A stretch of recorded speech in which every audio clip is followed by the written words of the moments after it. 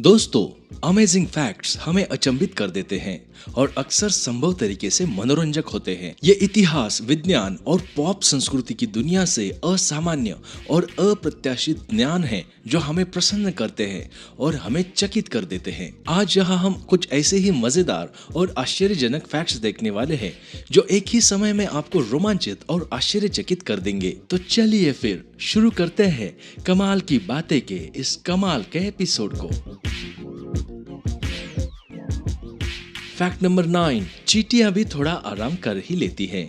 जरा सोचिए, क्या आपने कभी किसी चींटी को आराम करते हुए देखा है? जबकि अधिकांश चींटियां जिन्हें हम दिन प्रतिदिन देखते हैं वे परिभाषा के अनुसार कड़ी मेहनत करने वाली होती है। किसी को भी आश्चर्य होता है कि क्या उन्हें भी कभी डाउन टाइम मिलता है? क्या हमारे 6 पैरों वाले दोस्तों को एक व्यस्त सप्ताह के बाद कुछ अच्छी नींद के लेटने की समान भावना का अनुभव होता है? इसका उत्तर बिल्कुल हाँ है। हालांकि अधिकांश चींटियों का सोने का व्यवहार 8 घंटे के नॉकआउट की तुलना में अधिक बिजली की झपकी जैसा दिखता है। कई तरह के अध्ययनों से पता चलता है कि चींटियां हर 12 घंटे में 8 मिनट के आराम से लेकर एक दिन में 250 से अधिक 1 मिनट की झपकी ले सकते हैं, वो भी अक्सर अनियमित अंतराल पर। एंड क्वींस अक्सर अधिक नियमित, लंबी और गहरी नींद के चक्र का आनंद लेती है जो प्रतिदिन 9 घंटे तक चल सकती है, एक साधारण चींटी को मिलने वाले आराम की मात्रा का दुगना।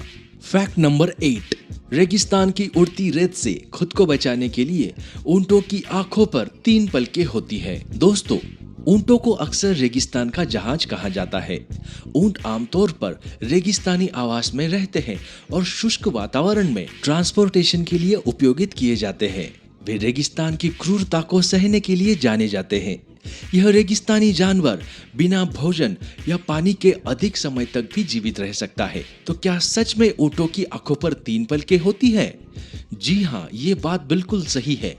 रेगिस्तान के निवासी होने के कारण ये पलकें सुरक्षा कवच बनने में मददगार साबित होती है। जब रेत उड़ रही होती है तो ऊंटों के लिए अपना काम करना मुश्किल हो जाता है, तभी 3 पलकें अपना खेल दिखाती है। जब किसी दिन ये रेत का बवंडर अपना भयानक रूप दिखाता है तो तीसरी पलक विंडशील्ड वाइपर के रूप में काम करती है। ये समय पर बंद हो जाती है ताकि दृष्टि को प्रतिबंधित किए बिना रेत को अंदर आने से रोका जा सके। तीसरी पलक काफी पतली होती है जिससे ऊंटों को दिखाई देता है। फैक्ट नंबर 7, सुअर सीधे आसमान की तरफ क्यों नहीं देख सकते?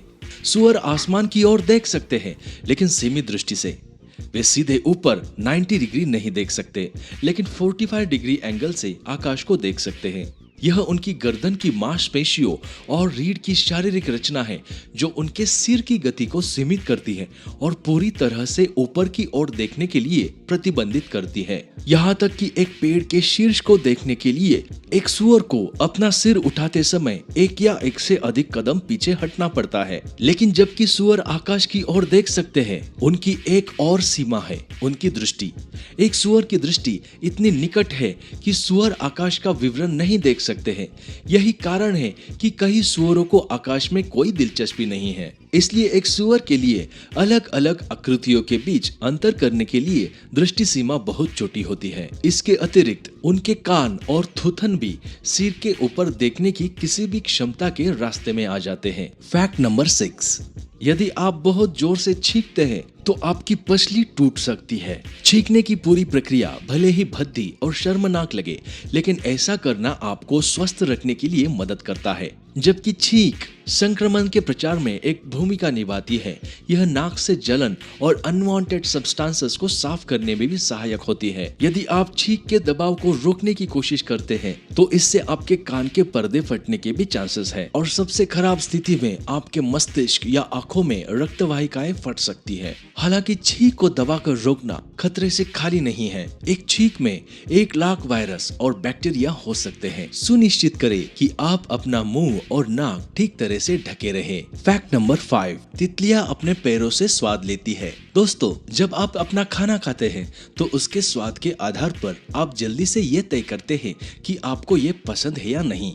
जीवन का आनंद लेने के उस महत्वपूर्ण पहलू और समझदार नाराजगी के लिए आप अपनी जीभ पर टेस्ट बर्ड्स का शुक्रिया अदा करते हैं। हालांकि तितलियों में हम मैमल्स की तरह टेस्ट बर्ड्स नहीं होते हैं। उनके मुखांक मुख्य रूप से एक तिनके के रूप में काम करते हैं, जिसके माध्यम से वे अपना भोजन चूसते हैं। एक जानवर के पैर स्वाद के अंगों के रूप में काम करते हैं। ये सुनने में अटपटा लगता है। शायद यही वजह है कि शोधकर्ताओं ने कभी भी संभावना पर विचार नहीं किया। तितलियां अपने भोजन का स्वाद अपने पैरों के माध्यम से लेती है, जिसमें न्यूरॉन से जुड़े कीमो रिसेप्टर होते हैं, जो उन अणुओं का पता लगा सकते हैं जो खाद्य है और जो नहीं है। फैक्ट नंबर 4, सिर्फ 1 घंटे तक हेडफोन लगाने से आपके कान में बैक्टीरिया 700 गुना बढ़ जाता है। हो सकता है आपको कानों में परेशानी हो रही हो और इसके लिए आपके ईयरबड्स हेडफोन्स जिम्मेदार हो।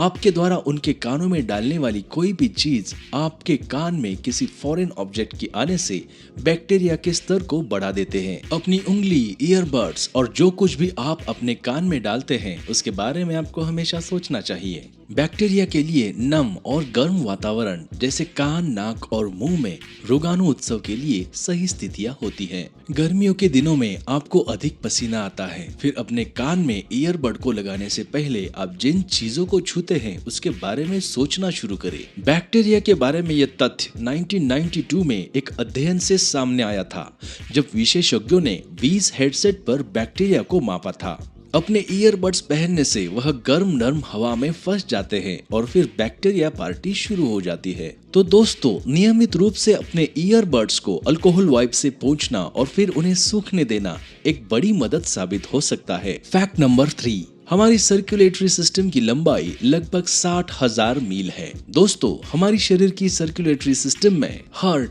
ब्लड वेसल्स और ब्लड शामिल है और बीमारियों से लड़ने के लिए होमियोस्टेसिस को बनाए रखने के लिए महत्वपूर्ण है। प्रणाली का मुख्य कार्य पूरे शरीर में कोशिकाओं से रक्त, पोषक तत्वों, गैसों और हार्मोन को ट्रांसपोर्ट करना है। यदि आप सभी धमनियों, केशिकाओं और नसों को शुरू से अंत तक फैलाते हैं तो वे लगभग 60,000 मील यानी तकरीबन 1 लाख किलोमीटर तक फैले होंगे। तुलनात्मक रूप से पृथ्वी की परिधि लगभग 25,000 मील यानी 40,000 किलोमीटर है। इसका मतलब ये है कि एक व्यक्ति की रक्तवाहिकाएं पृथ्वी को चारों ओर लगभग 2.5 बार लपेट सकती है। फैक्ट नंबर 2, पृथ्वी के अंदर इतना सोना है कि हम पूरी पृथ्वी को इस सोने से कवर कर सकते हैं। दोस्तों, कुछ एक्सपर्ट्स के अनुसार पृथ्वी पर जितना भी सोना है वह सारा का सारा विशाल उल्कापातों के माध्यम से पृथ्वी के निर्माण की आरंभिक अवस्था में बाहरी अंतरिक्ष से आया था। वही कुछ एक्सपर्ट्स का मानना है कि पृथ्वी के निर्माण के समय से ही सोना अपने स्वरूप में विद्यमान था। मनी मेटल एक्सचेंज के छपे हुए एक आलेख के अनुसार 1493 से लेकर 2016 तक पूरे विश्व में कुल 1,73,000 मैट्रिक टन गोल्ड का उत्खनन हुआ है। पिछले 500 सालों में उत्खनित संपूर्ण गोल्ड को लिया जाए तो इसकी मोटाई 0.01757 नैनोमीटर होगी, यानी मनुष्य के बाल की औसत मोटाई से 1% से भी कम, और गोल्ड को 180 नैनोमीटर से अधिक पतला नहीं किया जा सकता। इस प्रकार से जब साइंस गोल्ड को अधिक पतला करने की विधि नहीं ढूंढ लेता, तब तक हमें कुछ और सालों तक प्रतीक्षा करनी पड़ेगी। फैक्ट नंबर 1, क्या मोनालिसा को आईब्रोज नहीं है? दोस्तों,